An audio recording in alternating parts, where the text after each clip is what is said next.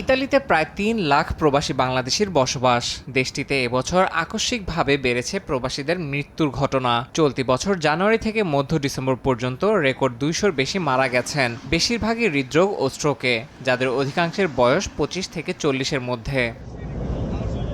Milan consulate ও রোমের বাংলাদেশ দূতাবাসের তথ্য অনুযায়ী এবছর ইতালি থেকে ১২৪ জনের মরদেহ বাংলাদেশে পাঠানো হয়েছে। এছাড়া উল্লেখযোগ্য সংখ্যক প্রবাসীর মরদেহ দেশটির বিভিন্ন মুসলিম কবরস্থানে দাফন করা হয়।